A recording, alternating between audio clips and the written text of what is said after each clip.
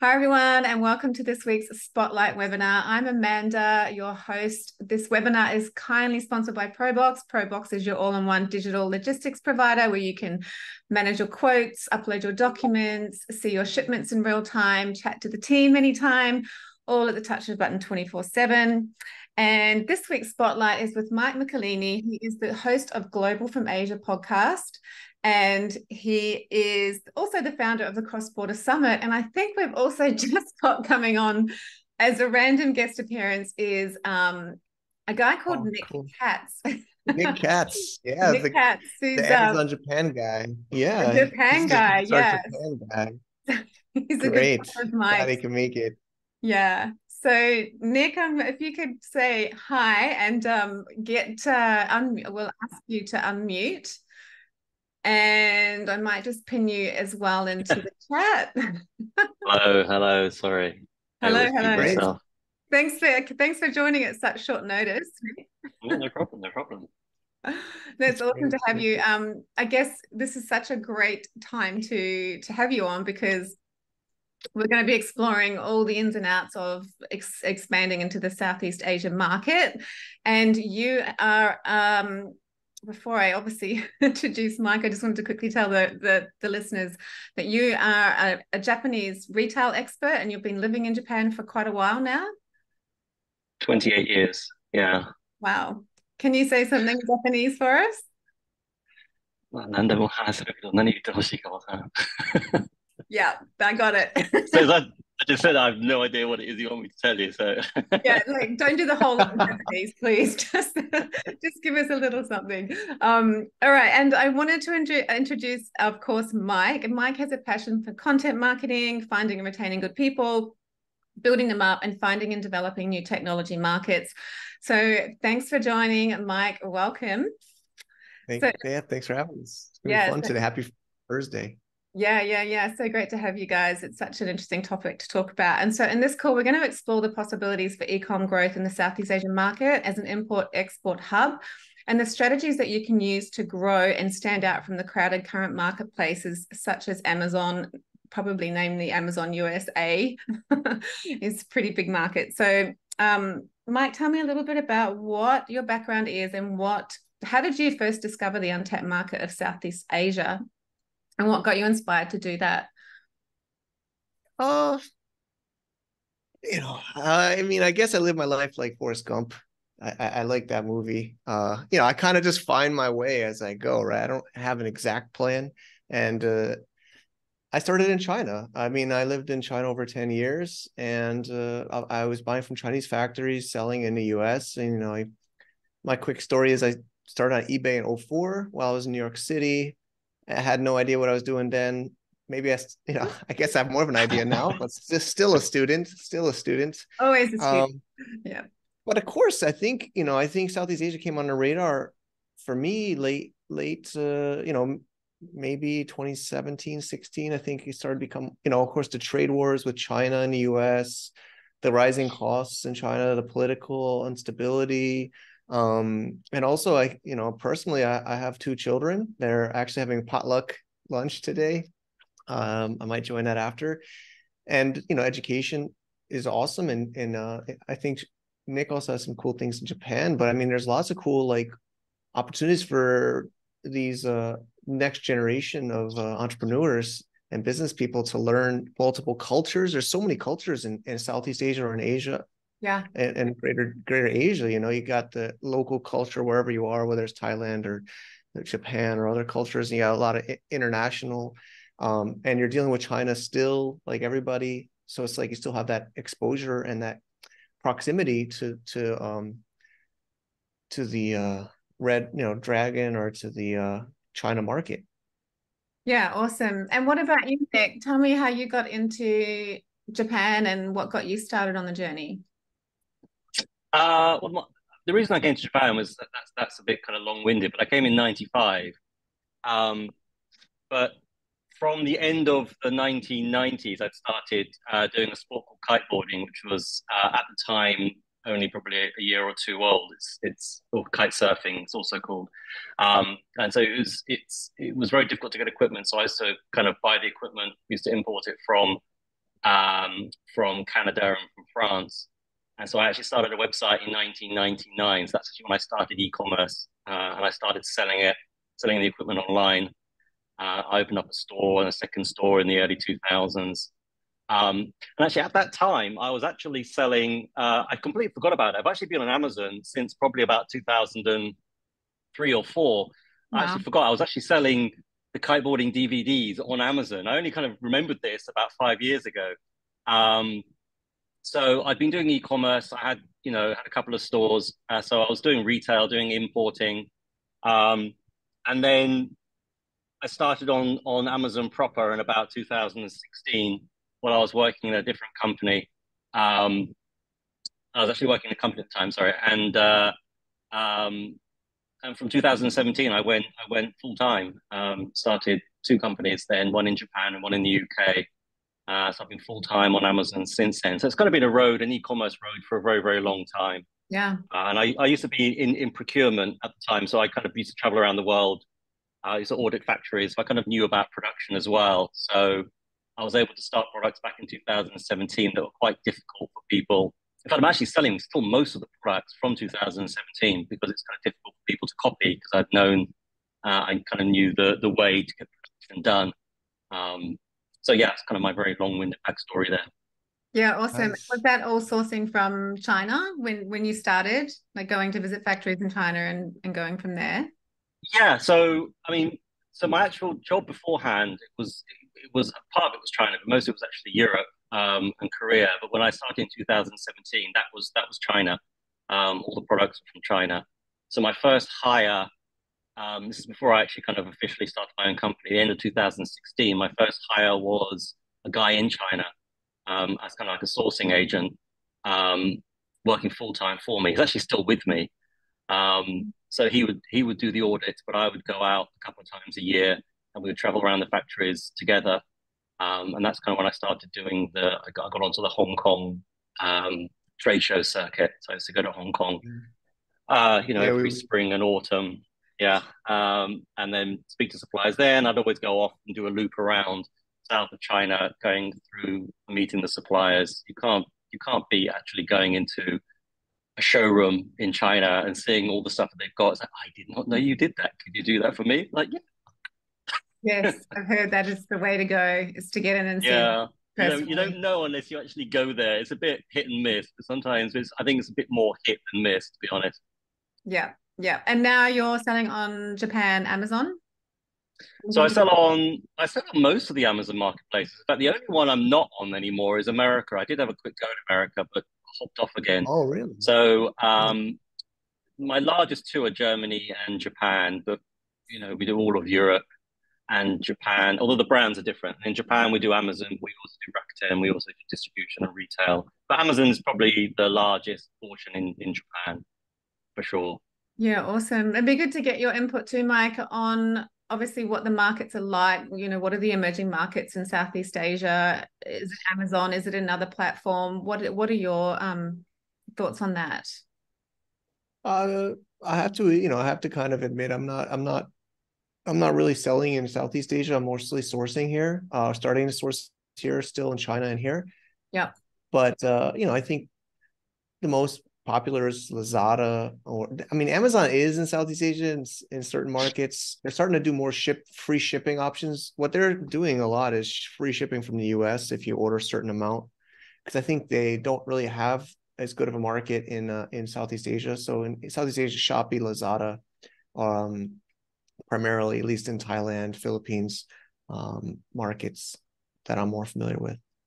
Okay. And then so emerging markets for the import export hub, would you say is more like, where would that be?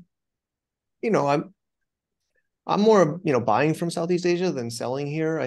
I do see there's huge market opportunities to sell. Yeah, thank you, Maria. Yeah. Tokopedia. Yeah. I think that's more in Indonesia, I believe, Tokopedia. Right. So I'm not as familiar in the Indonesia market, but Indonesia is a massive market. So I can't really speak for that one at all, personally. I've heard of another one because it's called Shopee. Yeah, Shopee.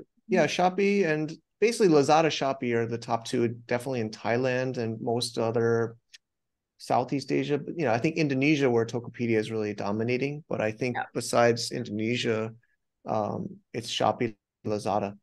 So what a lot of people do is they use like a Hong Kong company to get I forget the name, where they can sell in all the marketplaces on Lazada in Southeast Asia, because Lazada is got a strategic investment from Alibaba. So they kind of almost integrated Taobao and a Chinese logistics into it. And a lot of the Chinese sellers use like a Hong Kong company to sell throughout Southeast Asia without having, whereas if you do it in each market, whereas if you're trying to sell in Thailand, you can open up a Lazada Thailand, but then you have to open up a Lazada in each other market. Whereas if you have a Hong Kong company, you can sell to all markets from Hong Kong, but then you have to ship from China or Hong Kong.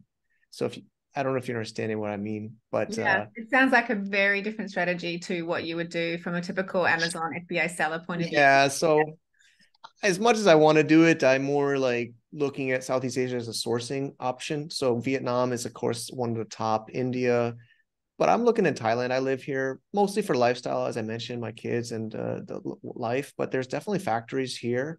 They're definitely not as hungry for business. They also enjoy their life. They don't seem to really care if they get more customers or not, which is not normally what I'm used to in China, where they have an army of sales representatives, spamming your inbox every day. Yeah. Here, it's like they don't really care if you order from them or not. Like Does that have their food.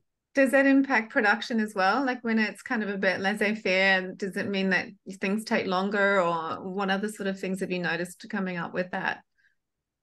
Yeah, so you have to kind of adjust. There are a lot of the ones I buy from are families, multi-generation family factories. And it's similar, like I see that in South China, like with Hong Kong owned factories in like Dongguan, but I'm noticing that here they have their overseas studying children that come back to Thailand to help them with the factories and business. Though they're a little more business minded, but they still kind of have to talk to their parents. So I have stories. But what one of them tells me, he's half Thai, half I believe British, or I don't want to be totally mistaken, but European descent, foreigner that like immigrated to Thailand, 30 years, 40 years ago, has a Thai wife and children. He's came back from college and he's living here again, the son. And he sees my frustration because we started this order, I think in March, and it's shipping now. And he says, he can see my frustration, and he says, oh, in Thailand, we know it's slower, but once it gets going, once it gets going, it'll be smooth, and the setup is harder and slower, is what he told me, to kind of reassure me on his production. And what I are we meet talking? Like, would you say you have to allow, as opposed to say maybe 1 to 3 months from woe to go in production, say in China, it would be double that in Thailand? So, this product line is dried flowers. So we work with farmers and we have to buy from farmers. And then we send it to this is an assembly factory. So it's a little bit multiple layered. Whereas I think in China, a lot of it's injection mold plastic and more standardized. Yeah. But they're still telling me once we have the raw materials, 4 weeks turnaround time, now that they know how we want it. Because maybe it's a little bit my fault. I didn't have the clear. We're also learning it because we actually moved this from China to Thailand. Wow. So it's a little bit of a bumpy road, but they say 4 weeks now that they understand everything. That's great. That's great. So definitely, from what I'm hearing you say, Thailand is quite niche specific, as is India in some ways, and Vietnam. It's not like they cover everything. There's certain specific niches that are better than others. Yeah, I think Vietnam's probably the broadest, I think, because there's a land border with China. That's what they tell me. And I don't have much experience in Vietnam. I have friends that source there and that are agents there. But because of the land border, I think there's more kind of almost, like gray market, stuff like materials. Because even in Thailand, we also do injection mold plastics here in the South. but they buy a lot of the raw materials from China, or they buy the molds, the actual die-cast metal molds from China. They don't make their own molds, so they have to import molds, they have to import materials. So I think Vietnam maybe has a little bit more advantage if you're looking for more traditional China-made products like plastics and such, whereas like India maybe, or Thailand or other parts of Southeast Asia, it's a little bit more like handicraft or handmade, or these kind of items that are more maybe labor intensive, because it's also lower cost labor here now, mostly generally, than China. So if those kind of things like clothes, stuff like that. But plastics, I think, still is hard to beat China, but maybe you could look at Vietnam. Definitely. Great tips. Thanks, Mike. And just for everyone that's joining us, thank you for joining. And if you've got any questions for Nick or Mike, please just pop them in the chat. So if you've got any burning questions, please just do that in the chat. Next question I had for you guys is, okay, so now that we've just covered that off, how does being in the Asian market allow you to stand out from that crowded marketplace of Amazon? I mean, maybe Nick, I'll go quickly and then I could dig in if, I think by being in Asia, most of the world's factory, of course, China, but of course, even other suppliers are here. So we talked about this at a recent meetup here in Chiang Mai. We host meetups, but I believe product is more important than marketing on especially Amazon. I don't know if Nick or others would agree with me, but if you don't have a good product, you're dead, especially now today's competitive marketplace. So by being near your supplier, being able to especially meet them, even going to China is easier from, say, Japan or Thailand. Of course, living there might be the best, but we're much closer time-wise and distance-wise to our supplier. We're making a quality product, I think, is the most important to differentiate on Amazon, especially in today's competitive market. Yeah. Nick? So just speaking about Amazon in Japan. So Amazon Japan is basically made up of 50% Japanese sellers and 50% Chinese, which basically means that people like us are like a sliver that's not even worth counting. So the Chinese companies tend to make the kind of the cheaper products, or the products that don't really have very much branding to them. It's just price. And then the Chinese and the Japanese sellers are often resellers. So there aren't actually that many kind of cohesive international brands on Amazon Japan, and that's kind of where most sellers, for example, coming from the US or European markets, they do a lot of. I mean, it's the branding that's very important.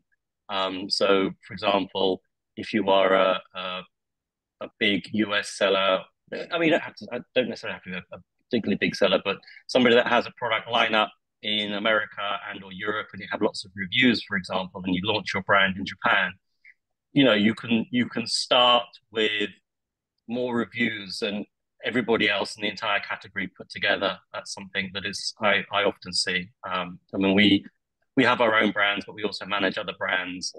Some of the brands have 10,000 reviews, and that's more than every other seller put together.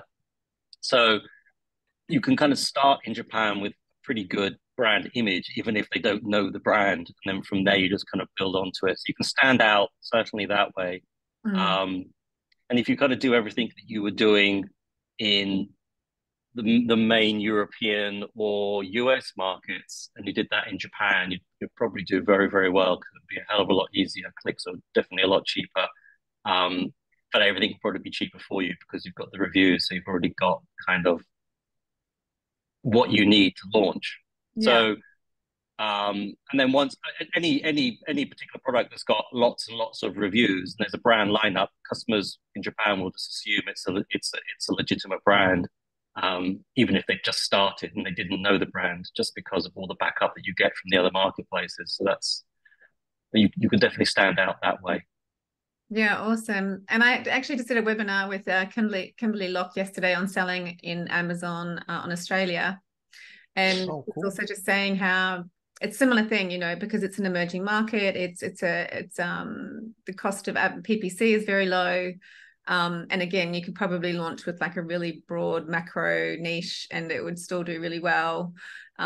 Yeah, compared to the US where everything has to be so niche down.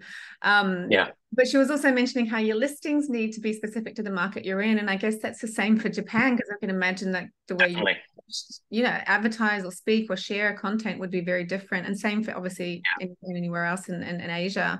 So how do you go about doing that? I know, Mike, a topic that we wanted to talk about is like, how do you do you have online teams in Asia that do all that for you? How do you get access to that? What's the best way to go about that? I think, well, there's two parts to that. I think, of course, Amazon lets you localize your listing. Like Nick can do a better job than I can on that answer.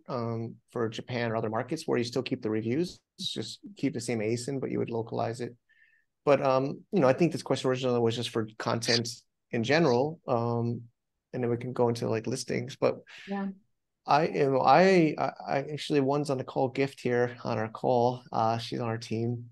But I heavily work with people in the Philippines. I really have good luck working with people in the Philippines, but there's many markets here, but the Philippines has really good English speaking markets. Of course, you don't need to be in Asia to work online or to work with people in the Philippines, but the time zone, I'm 1 hour behind the Manila time zone, or just the same as China. So majority of our content team is in the Philippines for our operations. But of course, I work all English, so I'm not working with multiple languages in my own business. But yeah, content creation, I think, is also important for branding. There's so much, the photos, the text, and then all the supplementary content that you should do as a brand for social medias or emails or after sales service and support and product development connects to the customer feedback. So majority of my team of 15 is in the Philippines, and I think that's just another advantage of my being based on at least Asia time zone, is I can build out a pretty large content. I think mostly half of that team is doing content as the majority of their work creation in various forms, which is so much work. Content creation, even with AI now, it does help automate it a bit, and we do use AI quite a bit, but still need a lot of humans too. Yeah, definitely still need that human touch, don't you? Even using AI, it still needs to have the human eye cast over it sometimes. Yeah. But yeah, Nick, maybe you could talk better about the localization in Japan. You're saying the listings and content creation. Yeah, localization is quite important in a lot of countries. You can't really take a listing in America, give it to a translator just to translate, or even to AI or whatever, and expect to get something that's going to be useful for Japan. The way you kind of write listings in Japan is probably a bit more similar to Germany, where it's a bit more, you provide the information, the factual information for people that do want to read it. You're going to get people that skim and people that read. People that read, they want the information. They don't want fluffy, friendly, happy, chatty kind of listings that are probably a bit more common in the US. So you need to be a bit more direct. You need to explain exactly what it is and what's going on. For our own brands, we've been doing them for so many years, we already have the brand image and we've been building that over years. But we often take, international brands from Europe or the US, and then we kind of, just as I was alluding to before, the brands start with all the reviews, so customers can see that they're obviously a well-known brand, but they have no idea who they are. So we have to kind of work backwards from that and explain what is the brand, who is the brand, why are they priced like this, why does it, give all the information. So it does take a lot of kind of reworking of things like images and videos, and the listings have to be written in it is a very different style to certainly the US and the UK. You really do have to localize properly, and often there are products that aren't used quite the same way they're used in other countries. Sometimes that's good, sometimes that's bad. So you kind of have to learn about, who the avatar is, because it can be very, very different from your main core customer in the US, for example. It could be an entirely different sex or age group in Japan, and unless you understand that, you're obviously going to be targeting the wrong audience, and things can go wrong quite quickly that way. Yeah, that's I really think important stuff. one thing I learned from Nick was text heavy images in Japan, if I recall right. Like the image itself is very text. At least I believe. At least I think I learned that. Yeah, I was in Japan's Japan. famous for the absolutely messy images Messy and images with messy tons of websites. text. Just a Was it complete, more like an infographic kind of thing, or something different? yeah. It is kind of famous in Japan. I mean, if you Google it, you'll see lots of people have examples of like the Rakuten homepage. It looks like, you know, a designer had a complete fit. Um, it's really not. It's confusing. White space isn't a thing. Although I do try and make a balance, keep myself at peace, and we kind of tell our designers how to do things. I have to kind of walk this kind of line between that may be better, but I'm sorry, I just have to keep my sanity and just Like make things slightly pleasing. readable. Yeah, yeah. So it'd be like pleasing your design principles and also Yeah, catering I to the do have that. Japanese customer. Yeah. But there is a lot of text, and you know, a lot of the text is, to be honest, on the listings isn't not on ours, but on lots of other brands that we see, very, you know, high selling Amazon Japan brands run by Japanese companies. You know, the text is it's not readable. It's not readable. I mean, I can't read it. I mean, I'm obviously a bit older, but it's the text is so small. It's almost, I don't know if people pinch and zoom and try and read it, or they just kind of feel more relaxed at the fact that there is lots of text there. I've never I don't know how many years, 20, 25 years of retail in Japan, I've still never quite understood what is good about loads There's and loads of text, lots of even if text. it's not readable. Really no But psychology behind that. It's just a thing. I don't get it. I don't get it. I mean, I've tried to for many, many years, and I don't know. It's just the way it is, I guess. That's too funny. And what about you, Mike? I know you said you don't really sell much to the other markets, but I'm assuming again maybe it's just tips on, you know, do your market research within those areas and see and find out what kind of listings, what they need to cover, how they like to be messaged to, what kind of graphics they Yeah, like. I mean, I'm getting some good signs. I forgot who recently. Maybe it's just somebody in our community, but you know, I talk about our brands, and they think it's great. You know, they're locals in Thailand, and they say, "Oh, how can I buy one?" I'm like, "Yeah, I mean, right now it's just in the U.S." Or I guess maybe the best indicator is if you're noticing international customers from certain markets buying your products, because I mean, I think customers all around the world buy from U.S. market if they really want it and they really can't find it in their home market. So I think I've noticed that with others, because I know quite a few that do go international, and I do intend, but most of the ones I'm working on now are rather new. I started most of these current brands during COVID. So it takes time, I think, before you go multiple marketplaces. In my opinion, I don't think you should try to do that until you're a little bit more stable in one market. And I still personally like to go US first, even though it's Yeah. harder. Yeah. But I think the best is data, like are you getting a lot of international customers from your orders, or are people asking, or maybe people even emailing you or contacting your customer support asking if you can sell there. I've had that in previous brands too. Yeah, I agree. And also it could be niche specific as well. Like you might have a product that is really popular in Germany or Japan, um, that you could easily, you know, once you've got your launch done in the US, go, yeah, that's definitely a product that could fly in those countries. Yeah. So I got the next question is I don't really know what this is, to be honest. I'm going to say I have no idea what it I means. think it slipped in there in our email Yeah. exchanges. I Like, think. what is this blockchain solution thing you've been talking about? Yeah, it's a little bit early stage. Literally was on an hour and a half call about it. It's a bit, you know, it's not a huge secret, but I recently acquired a company called Purse.io, which is a company that helps you buy on Amazon with Bitcoin.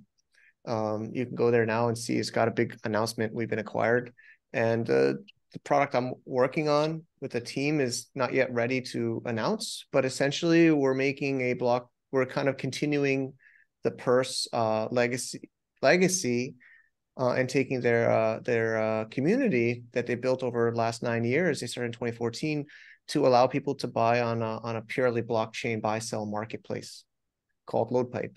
So we're building a protocol. I don't know how, I think a lot of people in e-commerce are not so Web3. That's kind of one thing I've been doing the last few years deeply. I know a lot people lost a lot of money on crypto in the bull market, but I'm still a believer. And basically we're going to make a new system, which I'm not really ready. It's not like a huge secret, but it's just not ready to use yet, where you would list your product almost like as an NFT. And it's not just a monkey picture, but it's actually a product that people can buy through their MetaMask or their crypto blockchain wallet. So essentially that's the quick one. I know, it's just a bullet point on the list, but I could dive deep on that, but it's very, very innovative and new, but it's kind of a way to decentralize e-commerce on the blockchain because there will be no gatekeeper. This is super interesting, and it is a deep topic because I guess it also throws up a whole bunch of other questions. But it does. But back to the Asia related, the one reason we got this opportunity to buy Purse was there in the US, and US doesn't want crypto anymore, or the regulators, and they feel like they can't really operate there anymore. So I feel like we got a pretty good deal on the terms. I can't really disclose the full terms, but I feel like one of the reasons and I got to know them, and they said they just feel like they can't operate in the US market anymore because they're a Delaware company. So by being in Asia, I feel like, of course, there's also regulations and restrictions about crypto everywhere, but I feel like it's a little bit more easy to do here than in the US. Yeah, for sure. And I think there's reasons why they don't want crypto in those markets is because they're probably bringing in their own digital currency. Yeah. Yeah. Fed now and stuff. Does anybody want to know a little bit more about the blockchain stuff before we talk about Cross-Border Summit? Should we do I that? think I might hit you up about that, Mike, later on. It's actually really interesting. Sure, yeah. I'd love to share more. I mean, Maria, it's really,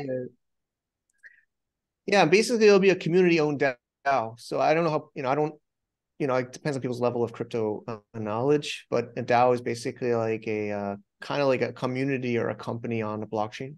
So instead of like Amazon or eBay or Shopee or Lazada, like you don't need them. You would just get approval from the DAO. And we have some ways of doing that with staking and such. And that would be how you could become a seller in the ecosystem. And then just governed by the DAO. So instead of being banned by Jeff Bezos or Jack Ma or whoever and their team, you would be kind of warned by the community's DAO's guidelines, and that would be kind of maintained by the community.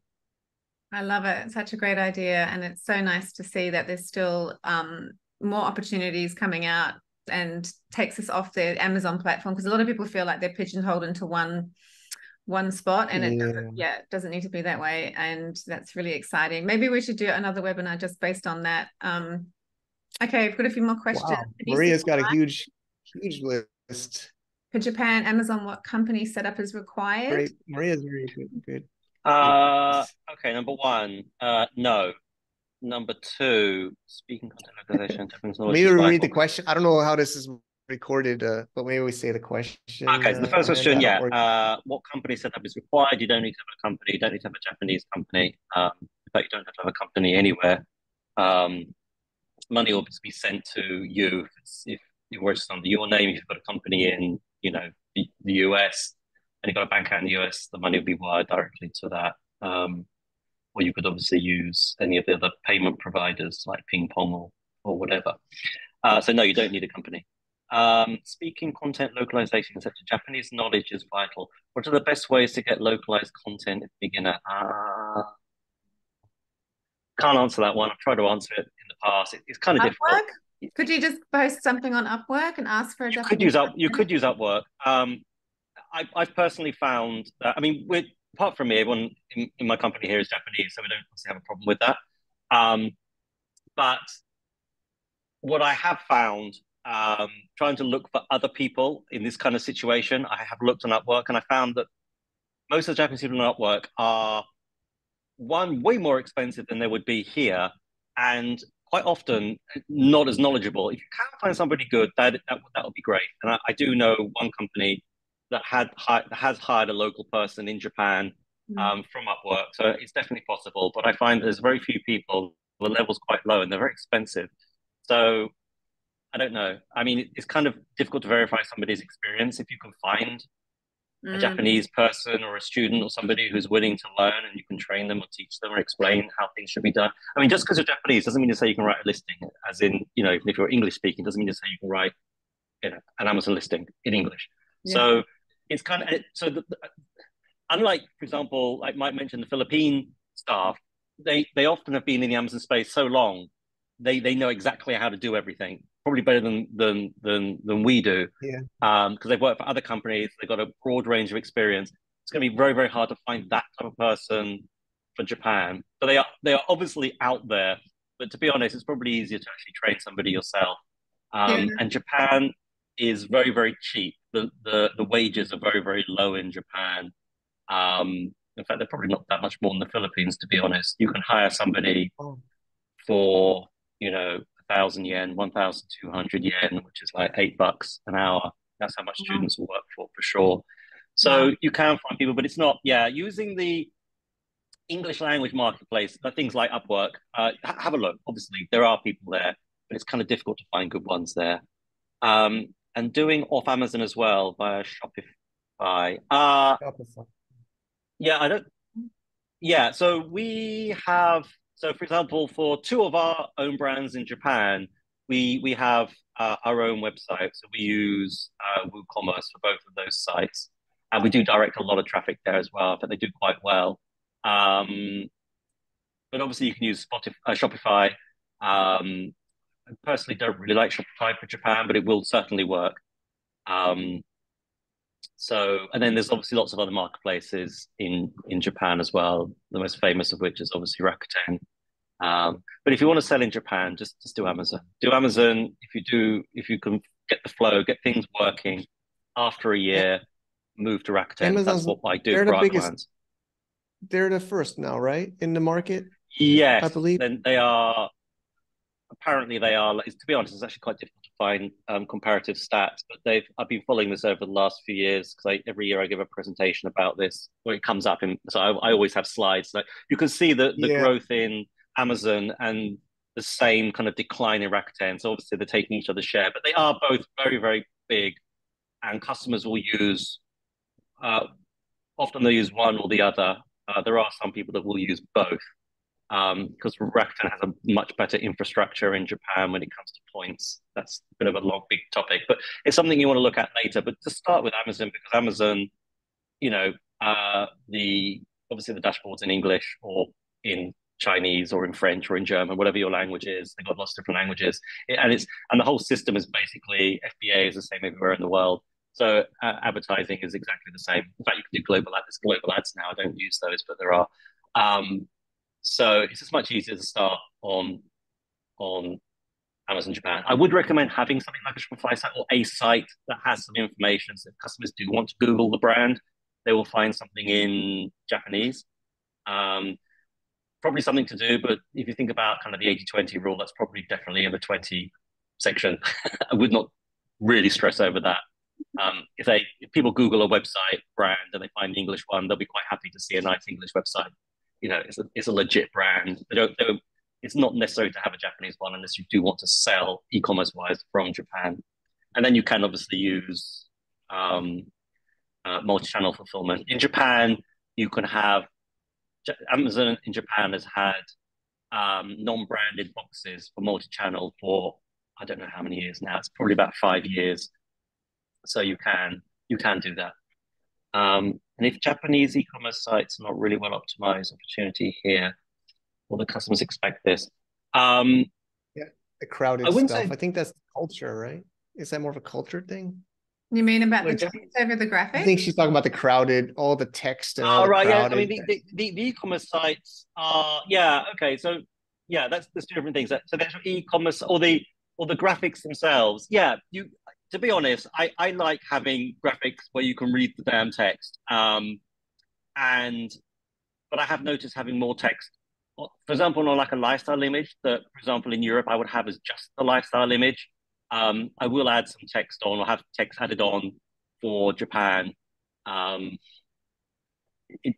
I mean, it's difficult to compare which one is better, but that seems to be the better route to go on these things. But definitely, if you've got good designers, and you can make really really good A+ premium A+ and images or video. If you can make good video, which is obviously the hardest thing to do, you can stand out in any marketplace with that, not just Japan. Any good brand will have good images. We spend a lot of money and time on images and video.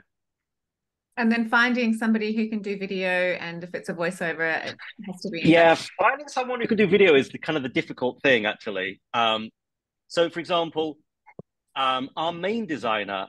So we used to have a designer in-house in the office, but we've been using a designer. Our main designer, we've got two. Our main designer is in the Philippines, and he's been working with us for so long now that he's quite good. We send him the text that he needs to put onto the images, and he puts the text on. Sometimes he'll have Japanese doesn't have a space. There's no space, and he'll often not know where the word is supposed to break. So we will just kind of adjust things here. But all the design, all our design is actually done in the Philippines. You don't have to be Japanese to do that. In fact, he actually goes in and edits some of the Rakuten pages as well. He just knows where to click. And for the video, we get video done here. We actually pay for a company to shoot good video, but they charge an arm and a leg for editing. So he does, the Philippine designer does the editing, and he's an amazing editor.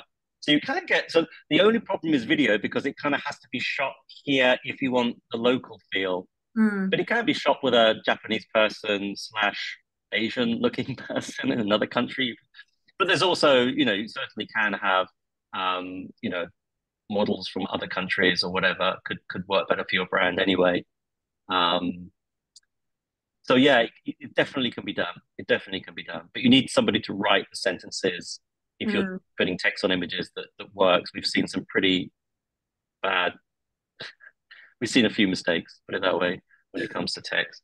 Yeah, I just had a thought too, maybe regarding finding somebody who can do the translation or do something like that voiceover. I know a lot of people get some good stuff out of Facebook groups. If you're in any of your Amazon FBA sellers groups, just pop a question in and see what comes up. Quite often, you'll find that somebody knows somebody. Yeah, but for video, you don't need a voiceover. You just need captions. Captions, yeah. So you just need the text itself. If people don't watch Amazon videos with the sound on anyway, you just have to have the captions, and it is a requirement for Amazon. You have to have the captions in the language for the country where the video is being shown. That's the same for Italy, France, Germany. You can't have English captions on a video in Germany, for example. It won't pass. I hope that helped, Maria. Yeah, awesome. Now I'm really dying to ask, because I want to know more about Mike's cross-border summit, which is coming up in November. Tell us more. Yeah, Nick's coming too. Nick is coming. So. Are you speaking? Yep. Yeah. Awesome. I'm speaking. Yeah. Japanese. I'm speaking in Japanese. Yeah. about Amazon in the UK. Just to really confuse people. That would be cross-border for sure. That's definitely cross-border. Yeah. So the cross-border summit, we haven't done it since before COVID. So we did it 2016, 17, 18, and 19, 4 years in a row up until right before COVID, all in mainland China, 3 in Shenzhen, 1 in Guangzhou. And then we almost tried to do one in 2020. Luckily, we didn't put the deposit because I don't think that hotel would refund it. But so we're moving it down to Thailand this time after 4 years since the last one. It's actually more than 2 days, but the core event is 2 days, November 16th and 17th, about a bit over a month from today. We have like Nick will be speaking all English language, just so you know, maybe a little bit of Japanese, maybe a bit fun words. We can learn some cool keywords in Japanese, but yeah, we were bringing amazing people. The best part is, of course, the speakers, but even the attendees. It's a paid premium event. It's not free at all. It's a paid event. You can check the pricing, but it's a full day, 9 to 6 p.m. with after parties where we have speakers sharing for about 30 to 45 minutes each on topics really deep on Amazon, especially day one is deep on Amazon, where we talk about, of course, AI, ranking, A9 algorithm. We talk about listing optimization with all experts in their industry that focus on that exact piece, like Chris Rawlings from Sophie Society is great. We have Howard Tai, the professor of Amazon, coming. I didn't know Howard was coming. Okay. Yeah, Howard will be there. Yeah. I just talked to him yesterday. I think it's a lot of these people first time to Thailand at all, especially Chiang Mai. Even you, Nick, have you been to Thailand or Chiang Mai? It's my first time Chiang Mai. Yeah. Okay, yeah, a lot of first time, a lot. I mean, I think Howard's first time, Chris Rawlings' first time, your first time. Danny McMillan will be there from Seller Sessions. Anybody in Amazon should know Danny. It's his third or fourth time sharing. He says third, but I think fourth. But he's been really supportive of the community. But yeah, basically a full intense days of speaking and networking. We also have for the VIP tickets, we have a mastermind before where you get more access to some of the top speakers like Howard, Nick will be there, and others with the dinners. But yeah, it's just gonna be like jam packed. It's gonna be really, Nick, I don't know if I've showed you, but we've kind of keep adding on stuff before and after. We're gonna have even some free meetups on the 14th for the whole community, and then we'll have some workshops on Saturday, and we're gonna have a market tour of the Thai factories on Sunday. So it really, if you want to participate in everything, but the core event is the 16th and 17th. Awesome. And so is it who specifically want to get into new markets in Southeast Asia? Like there's going to be topics on. Oh, no, it's more about international. We call it go global, grow your global business. So a lot of these speakers, like we just said, like Nick, well, of course he'll be talking about Japan, but Danny, who talks about, US or international. So it's more about taking some of these amazing speakers and experts from around the world and bringing them to Asia to share about their global business. So of course we do talk like Megalo will talk about India and Vietnam a bit. And of course, Nick will talk about Japan. Yeah, Megalo will be there. But of course, I think the majority is international. And Kevin's asking the questions about he's doing drop shipping. Yeah, I mean, we do have a lot of people inquiring that are like not on Amazon, but we are, especially day one, heavy on Amazon content. We will be publishing the agenda hopefully by tomorrow. We're just touching up some last tweaks before we publicize it. But day one, I would say, is pretty heavy Amazon. We talk about the A9 algorithm, PPC, listing optimization. I do think you can get some value from that, but it might not, be as impactful if you're not an Amazon seller. But like I said, we are working on blockchain e-commerce, and we do also promote people to do multi-channel. I think it's more and more important to go multi-channel, multi-market in today's world. But day one will definitely be more, thank you, Amanda, will be more Amazon. And then day two will be a little bit broader, like case studies. So we have like Antoinette Jackson. She's an Australian that lives in Chiang Mai, and she built her business here, and she has like a global e-commerce brand that she sells in, of course, Amazon US, Amazon Europe. I'm not sure she's in Japan. She manufactures in Thailand and she distributes all around the world. Shopify, Europe, US distributors. Wow. So she's going to share kind of that story. And then we have other markets and channels. But it's a tricky one to answer, Kevin, but day one will be a little bit heavier Amazon, because that is what some of our top sellers are looking for to learn. But I just don't want to go over my head. My wife is my more business-minded person of our couple. She helps a lot too. I want, the dream of this thing is we used to have multiple tracks. We used to have even more speakers and more, but we're kind of just stepping back into the events. So we just want to keep this one single track this year. But for sure, 2024, we want to start to move to multi-track events where there can be like the Amazon track and the dropship or the Shopify track. But this year is going to probably be at least 50% Amazon specific content. It sounds jam-packed regardless, and great lineup. Yeah, I mean, the networking alone, somebody's on the fence about going. I go to events, I pay thousands. This is less than $1,000 ticket. I pay more than multiple thousands for events myself personally. And it depends how you measure the ROI. Of course, you learn, but how the contacts, the inspiration you get, you know, and I get my money back by far on most, of Yeah. course, if they're well-run events, just on the relationships and the inspiration and the knowledge. Yeah, So it's a combination of that. absolutely priceless going to these types of events. And I know, Mike, you might have a special offer for everyone today that's on the call. So share that, please. Okay, sure. Did we issue one? Put me on the spot here. I know we talked about it, but even if you don't have it, maybe what we can do is everyone that's registered for the call will get the replay do you have anyway. one? Do you have one gift? She's our team, but We talked about a 10% off. Am I speaking? yeah, there is a 10% coupon. I just don't know. I don't remember it, to be honest, for you, because we make a multiple. I can gift is hopefully helping me out right now. Sorry, I should have been ready. I thought that was in the notes. So I just don't remember the code. Yeah. Put me on the spot. That's okay. We can always Maybe we'll give it a couple of minutes, see if Gift's great. So she's hopefully digging into the sheet right now. Is she To get online with that. you right now? Yeah, I see her. I see her here. She was chatting in the chat. Sure, it'll be Proboxx something. If not, Actually, while we're just talking about that, Kevin, you were asking about the drop shipping. Mike, I didn't see Zach's coming. Yeah, Zach Frankel will be coming. He's on day 2, like I said. So day 2 will be a bit broader.